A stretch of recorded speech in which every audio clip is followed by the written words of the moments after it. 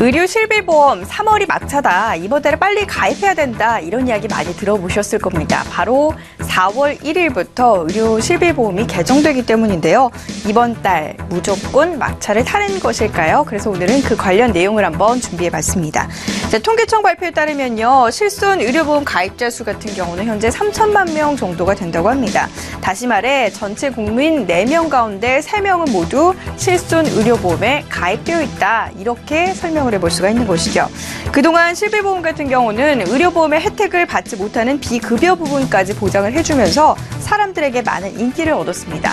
하지만 동일 질병으로 같은 치료를 받아도 병원마다 다른 비용이 발생을 하거나 또 의료기관이 임의적으로 가격 측정이 가능하기 때문에 병원별로 적게는 7.5배에서 많게는 17배에 달하는 진료비 차이를 보여왔는데요. 때문에 실손 의료비의 손해율은 날로 커져갔고요. 결국 치료 방식에 대해서 보험사에서는 조정하기로 했습니다. 자, 그렇다면 제2의 건강보험이라고 불리는 실손 의료보험, 과연 어떤 내용이 바뀌는 것일까요?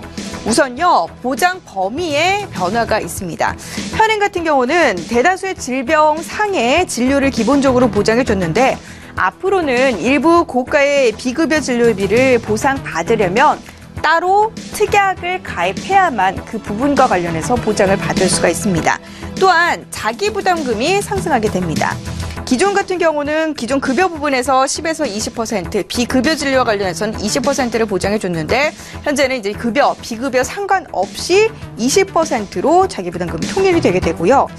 비급여 의료비에 대한 과잉 진료 그리고 과대 청구료, 의료 실비 손해율 상승에 가장 큰 영향을 줬던 항목들도 전체적으로 개정이 됩니다.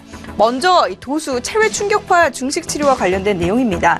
도수 치료라는 것이 특별히 기계를 사용하지 않고 도수 치료사가 손으로 통증 부위나 신경의 상태를 개선하는 치료 방법을 이야기를 하는데요.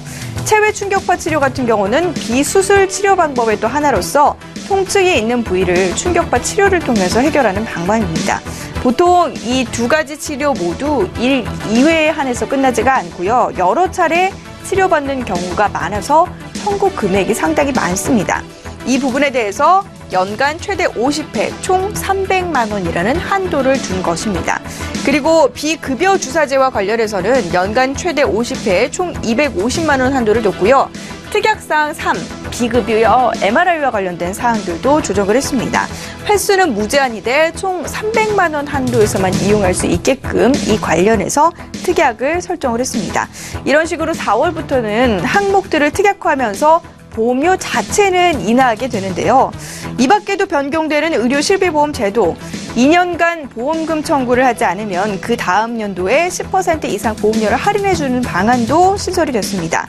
또한 보험에 가입했더라도 보험금을 받지 않는 경우 상대적으로 지금 손해를 봤다 이런 경우가 많았는데 그동안에는 이제 그 자동차 보험만 무사고와 관련해서 보험 관련한 갱신 할인을 적용을 해줬잖아요. 그런데 실손 의료보험도 이제 그 점이 가능하다라는 점이고요. 단체 보험으로 직장에 가입을 하면 개인 실손 의료보험과 중복 보상 문제가 종종 발생했던 적이 있는데 이 관련했던 점들도 개선을 해서 퇴직 전까지 개인 의료 실비 보험료를 내지 않도록 하거나 아니면 퇴직 후에 전환할 수 있게끔 변경하는 방안을 현재 4월 1일부터 적용을 한다고 합니다. 어쨌든 이제 올해 4월로 예정되어 있는 의료 실비보험 개정. 현행 제도가 나은지 아니면 앞으로 바뀌는 게 나은지 좀 꼼꼼하게 따져볼 필요가 있는데요.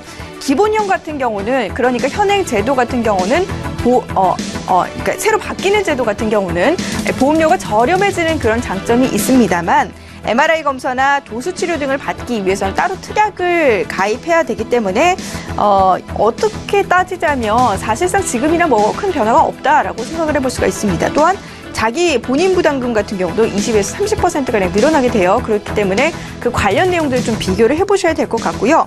결국 어떻게 생각하면 다음 달부터는 의료비가 늘어나는 셈이다 이렇게 생각할 수도 있는데 어쨌든 좀 여러 가지를 비교를 해봐야 될 것 같습니다. 나에게 맞는 방법이 무엇인지 좀 이번 달이 나은지 다음 달이 나은지를 따져서요.